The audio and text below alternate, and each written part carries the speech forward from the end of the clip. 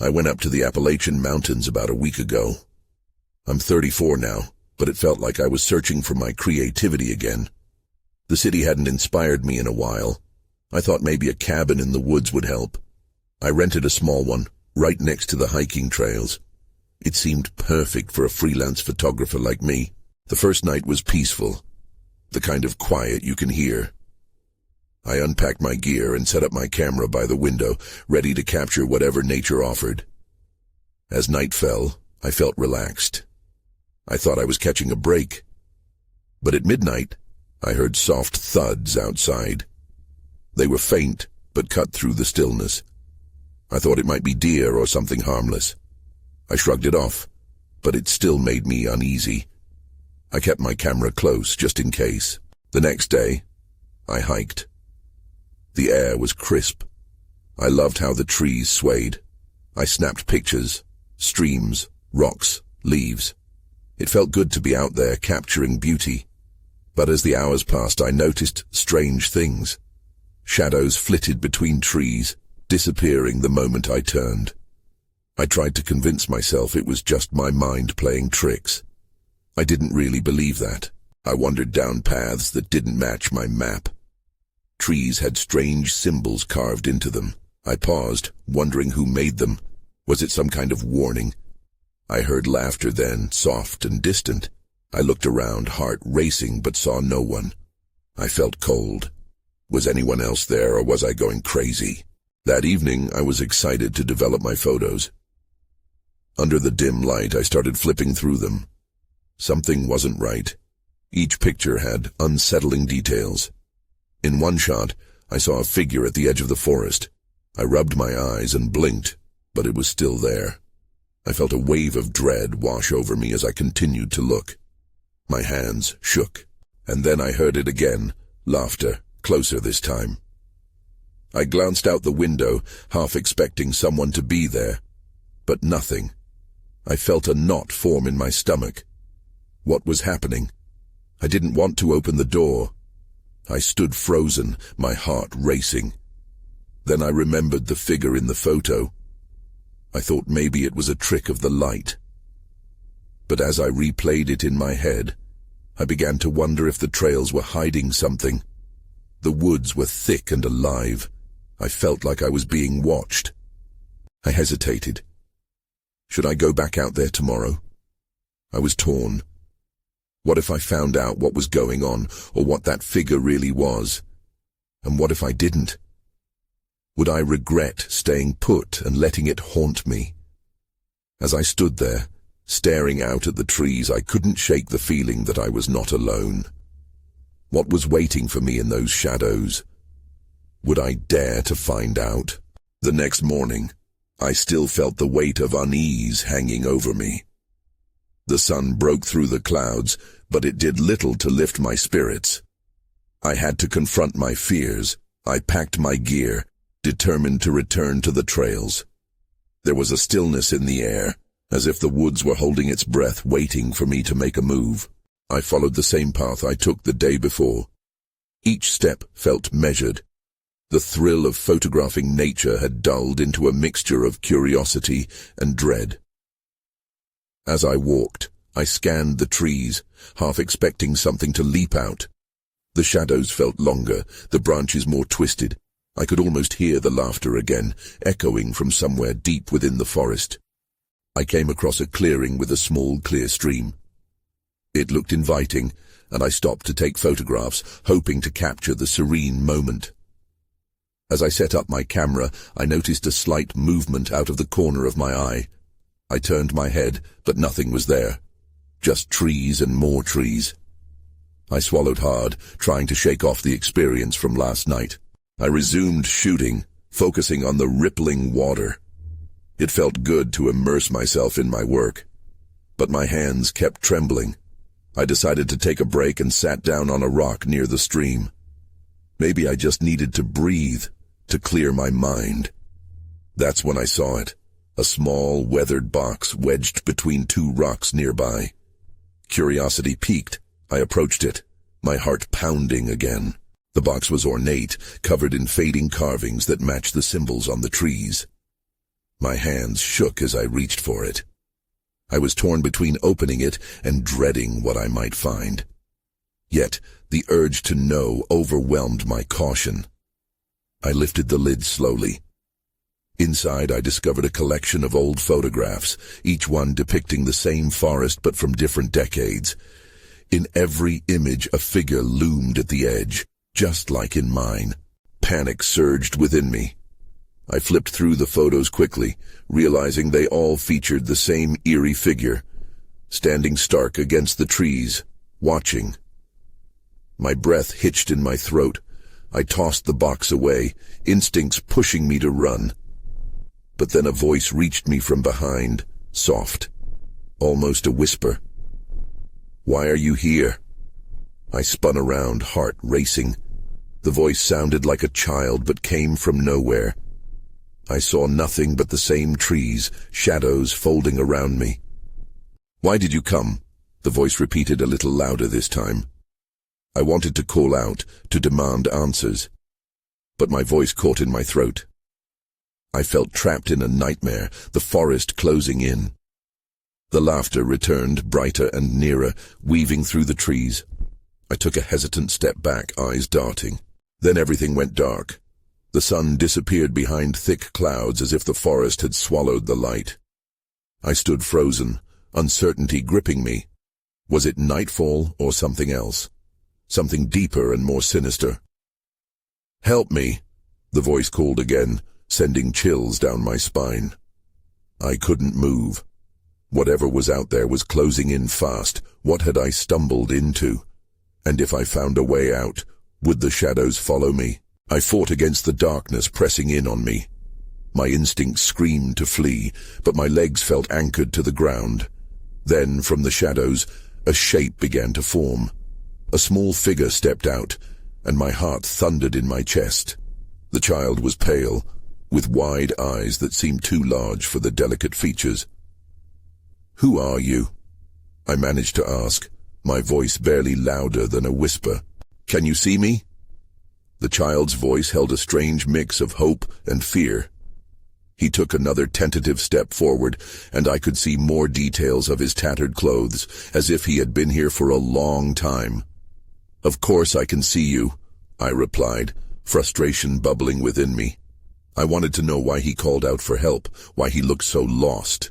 "Then you have to help me," the boy said urgently, glancing back toward the trees that loomed like dark sentinels around us. "You shouldn't be here. You need to leave." "Why?" I felt a mix of confusion and anger. "What's happening? What is this place?" The child's expression shifted, looking over his shoulder again. There was something unsettling in his gaze, as if he were waiting for something, or someone. "They don't like visitors," he said, each word muffled by the rising wind. "They want you to stay with them." My desire to understand was overtaken by a rush of instinct. I turned towards the path that led back to safety, but an overwhelming urge to remain gripped me. The forest felt alive, clawing at my mind. The laughter grew louder, swirling around us, taunting me. "You can't go back," he shouted, his small frame trembling. "They will take you." The shadows shifted, swirling like smoke beneath the trees. I took another step back, my feet slipping on the damp ground. Suddenly, the laughter transformed into piercing shrills, echoing all around, as if the woods themselves were cackling at my fear. "No, I won't let them," I yelled, my heart racing as I looked back at the child, desperate for any semblance of safety. But he was now staring past me, his face pale with terror. His warning pushed me forward. "Run!" he cried as he turned and dashed into the trees. I hesitated. Should I follow him? Before I could decide, the laughter morphed into a chorus, spiraling wildly through the branches. I could see silhouettes darting between the trees, dark figures lurking just out of sight. They were coming for me, moving closer with every second. I sprinted down the path, branches snapping against my arms. The forest roared around me, the darkness a weight on my back. I barely still heard the boy's panicked voice, pleading for me to come back. But there was no way I would stop now. In a frantic race to escape, I collided with something hard and unforgiving. My camera tumbled from my hands, and I fell to the ground. Slowly, I turned to see what I had hit, and I froze. Another box. The wood was dark and gnarled, identical to the first one. I looked back toward the boy, but shadows swallowed him whole. The laughter soared, echoing in my ears like a haunting melody. I scrambled to my feet, realizing I had no choice but to face whatever was in that box. What other secrets awaited inside? And what would happen if I opened it? I stood there, my heart racing as I stared at the box. It was weathered and dark, just like the one I had seen before, but something about it felt more menacing. I took a step closer, every instinct screaming at me to turn and run. But I couldn't. Not now. Not when I was so close to uncovering something. I lifted the lid slowly, bracing myself for what might spill out. The air around me grew thick, almost palpable, as if the forest itself was holding its breath. Inside, I found a bundle wrapped in cloth. My fingers trembled as I fished it out, the fabric frayed and damp. There was a chill in the air, sharper than before, sending shivers down my spine. I pulled the cloth aside, revealing a small, rusted object. It was a key, ornate, its surface etched with strange symbols I didn't understand. I didn't know if it belonged to the first box, or if it had a different purpose altogether. My eyes widened at the thought of more locked secrets hidden in the woods, but just as I was beginning to make sense of it, the laughter returned, louder and more sinister than before. It felt as if I had crossed an invisible line, like the forest was angry at my intrusion.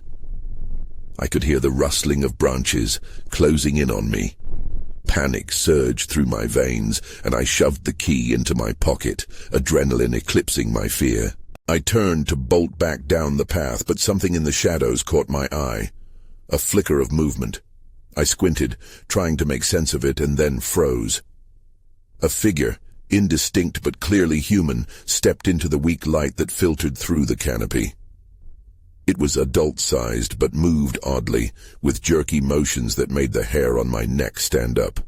"Leave this place," the figure said, voice low and gravelly, sending a shock of fear straight through me. "You don't know what you've awakened." Thoughts raced through my head. Was this part of the so-called visitors the boy warned me about? The laughter escalated, the forest seemingly responding to the figure's presence. I wanted to scream, to run, but something in those dark eyes tethered me to the spot. "Who are you?" I asked, struggling to keep my voice steady. The figure's mouth curled into a smile that didn't reach its eyes.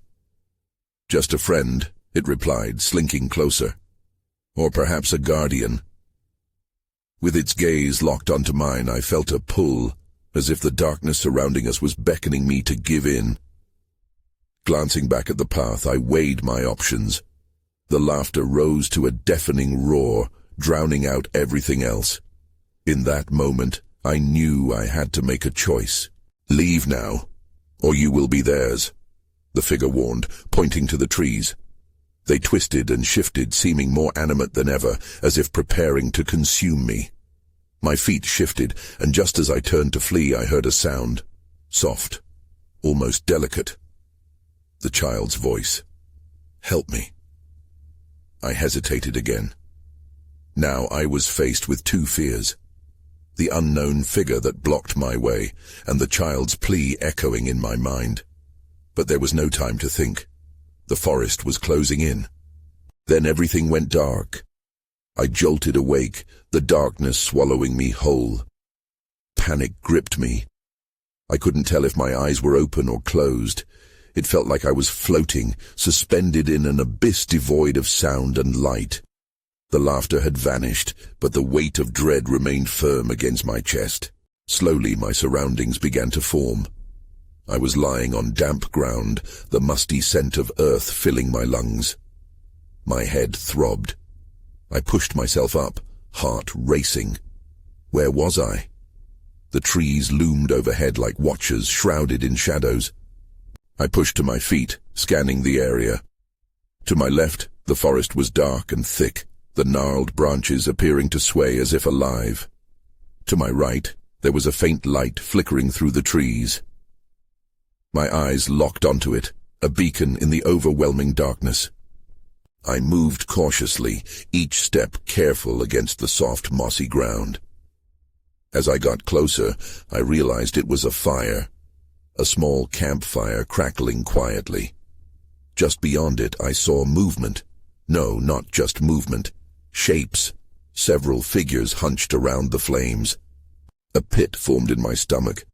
They were cloaked, faces hidden beneath hoods, the flickering light casting wild shadows on their bodies.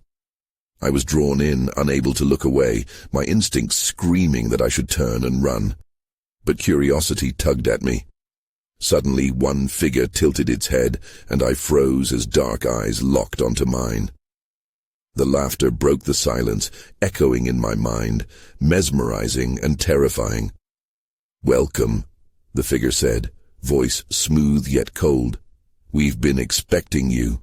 The word sent a shiver through me. I stumbled back, hitting a tree with a thud. Had they been waiting for me? My heart raced with a blend of fear and confusion.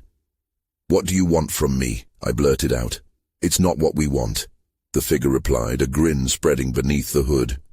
"It's what you must give. The key, child, we know you have it." I touched my pocket instinctively.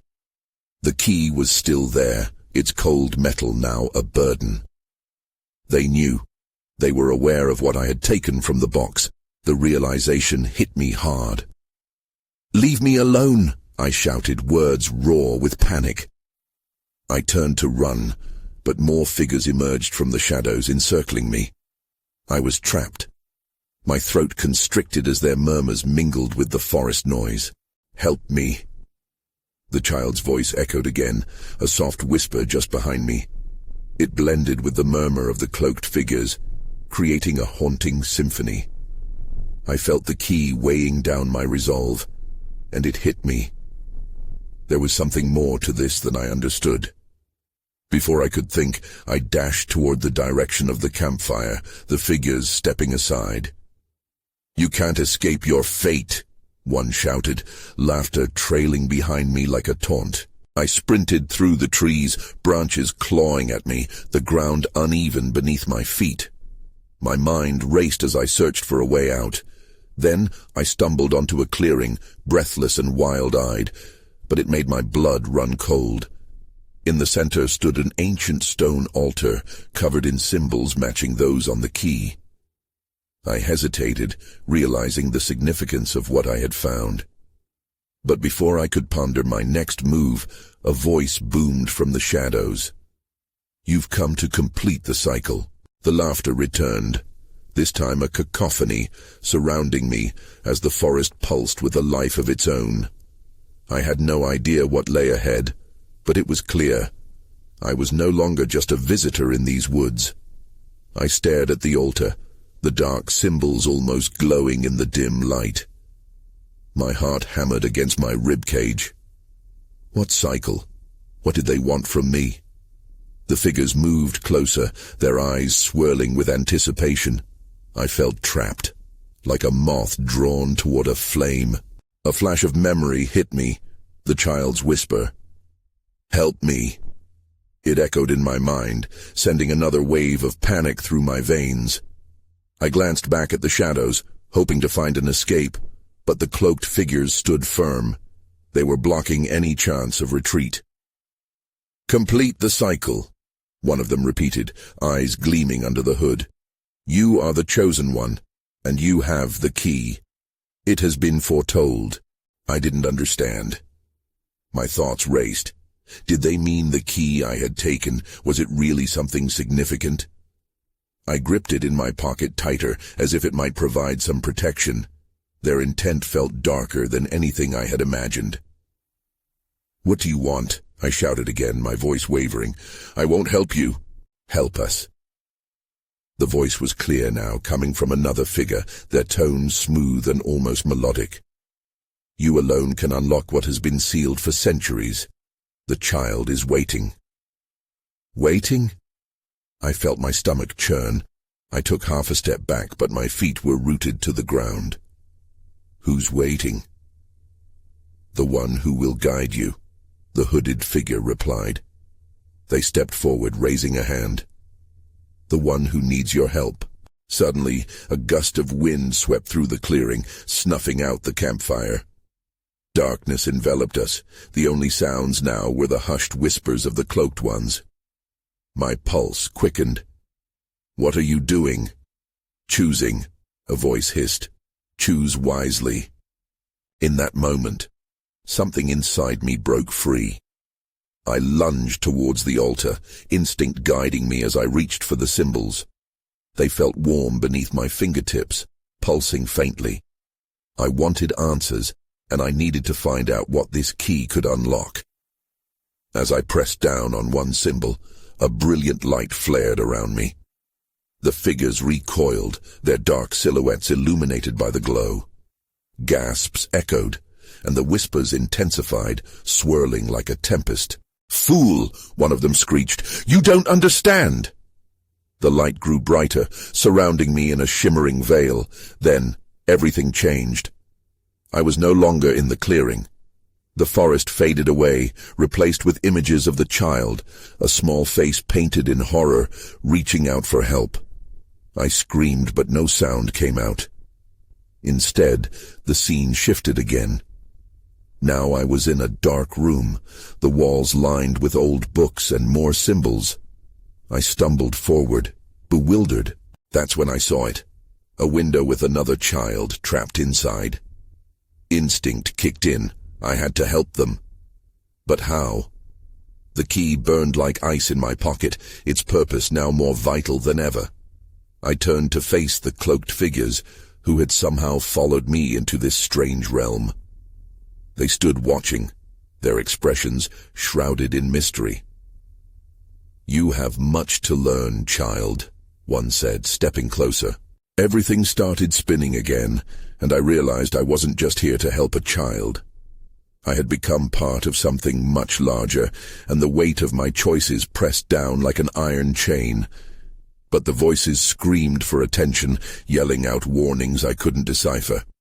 "You need to decide," they chorused, and I felt the urgency thickening in the air. My heart sank. I had no time left. I had to act, and I had to act fast. I felt the ground shift beneath me.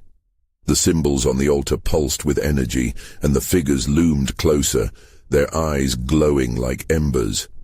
I could see their faces now, twisted with a mix of longing and urgency.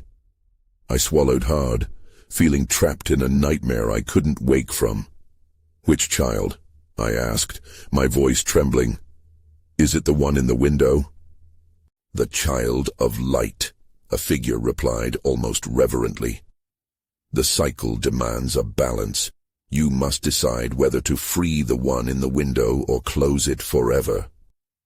Torn between two worlds, my heart raced. The child in the window, her face haunted me. I knew I had to act, but what would happen if I chose wrong? There had to be a way to find out more. I took a deep breath, trying to clear my mind. What happens when I unlock it? The cloaked figures shared fleeting glances, then one stepped closer, this time with certainty. "When the light breaks the seal, it will awaken forces long thought asleep. You will learn your true purpose." I clenched my fists. Their words sent a chill down my spine. It felt like I teetered on the edge of a great abyss. Just as I opened my mouth to ask more, the room shifted again. A new symbol filled my field of vision, a spiral that danced and morphed like smoke. "What is this?" I demanded, stepping closer to the new symbol. It spun faster, drawing me into its pattern. Something whispered in the back of my mind, a warning I couldn't grasp. "Choose it," one figure said, and for a heartbeat I thought I saw kindness in their eyes. "Choose the path that resonates." The moment I touched the spiral, the room erupted in chaos. Books flew from the shelves, their spines cracking open, pages curling like flames. I ducked as a book sailed past my head. The figures began to chant, their voices rising in pitch. "Free her," they called. "Unlock the light, release the energy." "No," I screamed, stumbling back. I couldn't handle this. I had to maintain control. I couldn't let them dictate my choice. I began backing away, searching for a way out, my focus blurred by the chaos. But then, a flicker caught my eye. The child in the window had changed. Her face morphed into something darker, something twisted. No longer did she look like she needed help. She looked hungry. "What's happening?" I asked, panic rushing back in. The shadows pressed in, suffocating me. What did I do? "Your choice will awaken her," the melodic voice spoke again, now filled with a strange hunger. "The cycle demands her return." I felt the weight of their words pressing down, and suddenly everything grew quiet. The light from the spiral dimmed and the shadows fell away, replaced by a whisper of wind. I grasped the key in my pocket, heart pounding. I knew I had to make my decision, but with the room around me spiraling out of control, all I could do was watch as the child's face vanished, leaving only darkness. Then, from the shadows, I heard a soft laugh echoing in the stillness. It chilled me to the bone. Someone was watching, and I wasn't alone anymore. I stood frozen, heart racing, trying to shake the cold that wrapped around me. The soft laugh lingered in the air, settling over everything like a fog. I looked around, but the figures were gone. The altar was empty, the spiral symbol faded, and I was left in a hushed void. Then I heard the whisper again, floating through the shadows. "You cannot escape your choice." I turned, searching for the source, but there was nothing, and no one. Just silence. I took a step forward, my instincts screaming for me to run, but my feet wouldn't move. I needed to find a way out of this place, to make sense of what had just happened. The room felt smaller, oppressive. I needed air. I turned and stumbled toward the only exit I could see, a wooden door at the far side. The doorknob felt icy against my palm. I hesitated, a new noise creeping in, soft giggles echoing, pulling me back. "Stop!" I shouted, wrenching the door open. The hinges squeaked like nails on a chalkboard. I burst through, tumbling into a dim corridor lined with more doors. It stretched infinitely, shadows clinging to the walls. I wanted to scream, but I swallowed the sound. Instead, I ran. I pushed open the nearest door on my right, and what I found inside was even more unsettling. The room was filled with dozens of mirrors, each one reflecting a different version of me. Some scared, some angry, and others lost in shadows. "What is this place?" I whispered to myself as I backed away. Each reflection stared back, their eyes pleading, as if begging for release. Suddenly one mirror flickered, and I saw the child I had glimpsed before. Her mouth twisted into a smirk, and she raised her hand as if reaching through the glass toward me. Panic surged within me. I bolted back into the corridor, desperate for an escape. My heartbeat echoed in my ears, drowning out everything else. I ran past door after door, each one beckoning, each one shrouded in darkness. Then I skidded to a halt. At the end of the corridor stood a door, ancient and worn, with light spilling from the edges. I stumbled toward it, bracing myself for whatever lay beyond. As I pushed it open, warm light enveloped me. I stepped into a vast open space, but it felt wrong. The sky above was cloudy, casting a grey hue over a landscape I didn't recognize. Trees twisted like broken fingers, their leaves rustling ominously. Taking a deep breath, I scanned the area. That's when I spotted something, a distant figure stumbling among the trees. My heart pounded as I moved closer. Was it another person, or something worse? "Hello?" I called, my voice trembling. "Are you okay?" The figure paused, turning slowly. My breath hitched as I realized who it was. An older version of the child.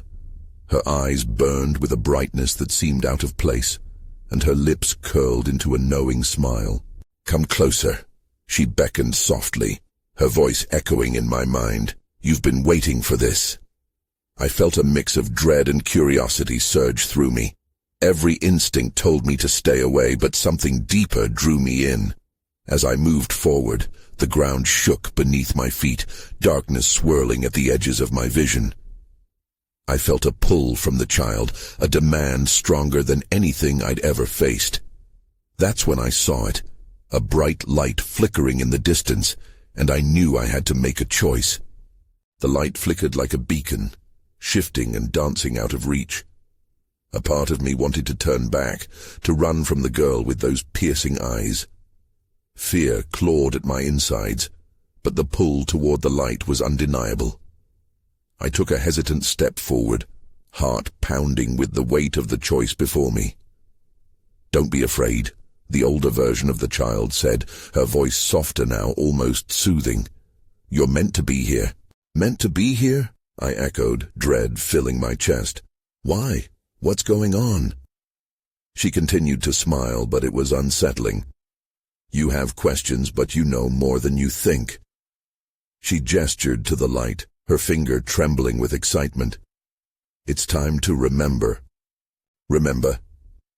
My mind raced through fragments of memories that felt just out of reach, glimpses of laughter, echoes of joy, and shadows of something darker.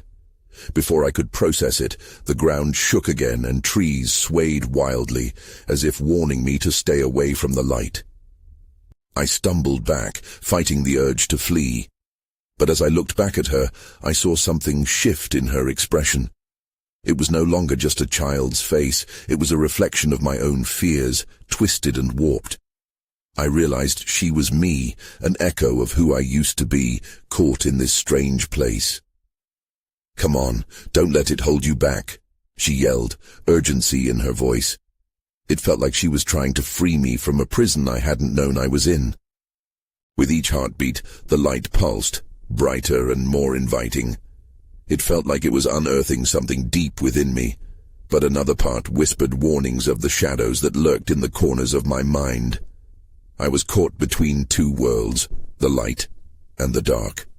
"Make your choice," she urged, stepping closer, her eyes wide and desperate. I glared at the light, wrestling with my fear. Was it truly a pathway to understanding, or would it swallow me whole? I took a deep breath, feeling the weight of the moment. "Look!" she shouted, pointing at the trees. I followed her gaze. A figure sprang out of the dark foliage, tall and shadowy, swinging something glimmering in the muted sunlight. A sense of danger filled the air, and I froze. My heart raced, instinct screaming for me to back away. "Stay back!" I yelled, stumbling back toward the solid ground I could still feel beneath my feet. The shadowy figure lurked closer, and the laughter from earlier returned, more piercing now, echoing through the twisted branches. Light began to fade as the shadows grew, swallowing the landscape around us. "Choose now," the girl cried out, urgency flooding her tone. Before I could respond, the light flickered violently. The laughter morphed into something agonizing, sending chills through my spine. I took a step toward the bright light, desperate to escape the advancing darkness. But the silhouette reached for me, fingers stretching into a claw. Then everything went dark. I was plunged into a void, and the whisper returned. "Your choice will define you."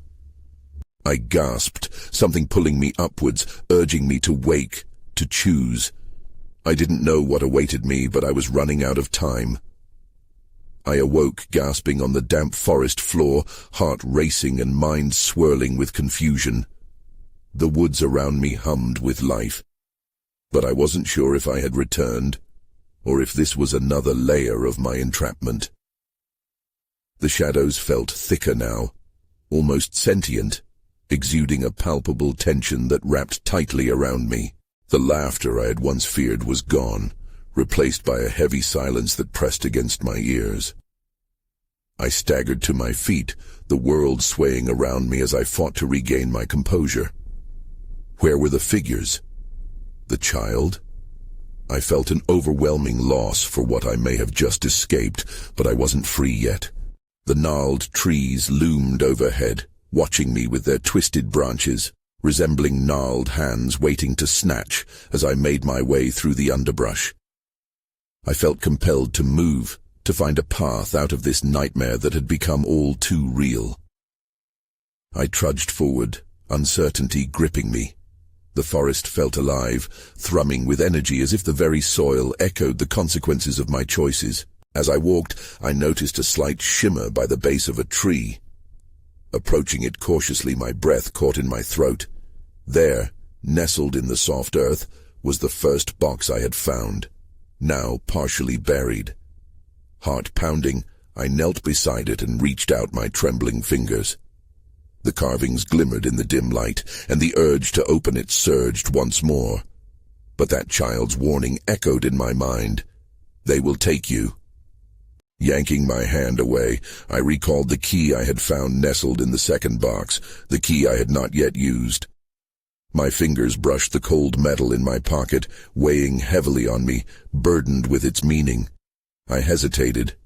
What key unlocked what doors, or what ill-fated curse? Suddenly a flicker of movement caught my eye. I looked up, my breath hitching.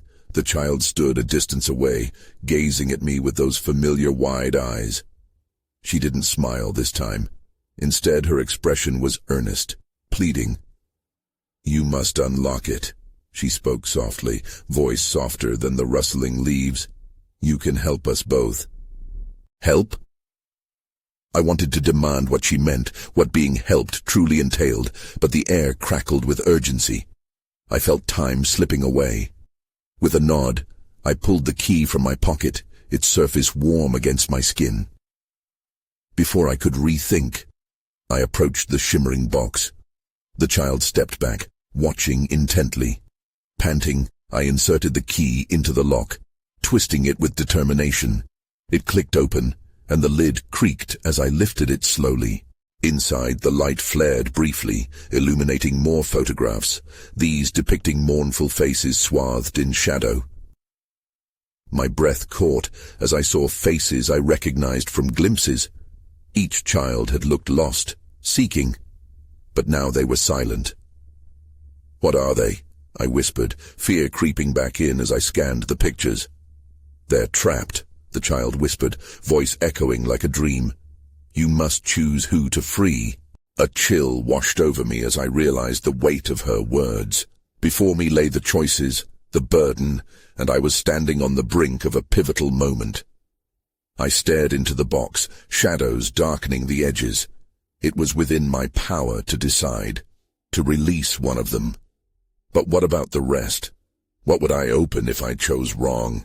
In a fleeting moment of clarity, I understood the depth of the shadows, the pull of the darkness wrapped around these woods.